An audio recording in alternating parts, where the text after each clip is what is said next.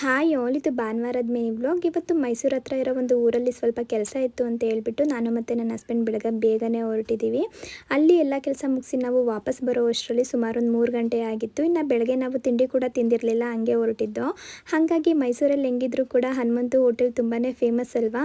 ನನ್ನ ಹಸ್ಬೆಂಡ್ ಇಲ್ಲಿ ಮಾಡೋ ಮಟನ್ ಬಿರಿಯಾನಿನ ಟೇಸ್ಟ್ ನೋಡಬೇಕು ಅಂತ ಹೇಳಿ ಇಲ್ಲಿಗೆ ಬಂದಿದ್ದಾರೆ. ಆದರೆ ಇವತ್ತು ಭಾನುವಾರ ಆಗಿದ್ದರಿಂದ ತುಂಬಾ ಕ್ರೌಡ್ ಇತ್ತು. ಅಲ್ಲಿ ಕುತ್ಕೊಂಡು ತಿನ್ಲಿಕ್ಕೂ ಕೂಡ ಸ್ಪೇಸ್ ಇರಲಿಲ್ಲ. ಹಾಗಾಗಿ ಹತ್ರದಲ್ಲೇ ಇರೋ ಬಲ್ಮೂರಿಗೆ ಹೋಗೋಣ, ಅಲ್ಲಿ ಚೆನ್ನಾಗಿರುತ್ತೆ, ಅಲ್ಲಿ ಸ್ವಲ್ಪ ಹೊತ್ತು ಟೈಮ್ ಸ್ಪೆಂಡ್ ಮಾಡಿ ಅಲ್ಲೇ ಊಟ ಮುಗಿಸ್ಕೊಂಡು ಬರೋಣ ಅಂತ ಹೇಳ್ಬಿಟ್ಟು ಬಲ್ಮೂರಿಗೆ ಬಂದಿದ್ದೀವಿ.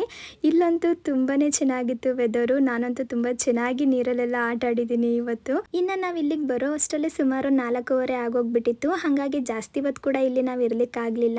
ಅದಲ್ಲದೆ ನನಗೆ ಚಿಕ್ಕ ವಯಸ್ಸಲ್ಲಿ ಒಂದ್ಸಲ ಈ ತೆಪ್ಪದಲ್ಲಿ ಹೋಗಿರೋ ನೆನಪು, ಇನ್ನೊಂದ್ಸಲ ಹೋಗ್ಬೇಕಂತ ಅನ್ನಿಸ್ತಾ ಇತ್ತು. ಆದರೆ ಟೈಮ್ ಆಗೋಗ್ಬಿಟ್ಟಿತ್ತಲ್ಲ, ಹಾಗಾಗಿ ವಾಪಸ್ ನಾವು ಊಟ ಎಲ್ಲ ಮುಗಿಸ್ಕೊಂಡು ಹೊರಟು ಬಂದೋ. ಇವತ್ತಿನ ದಿನ ಅಂತೂ ತುಂಬಾ ಚೆನ್ನಾಗಿ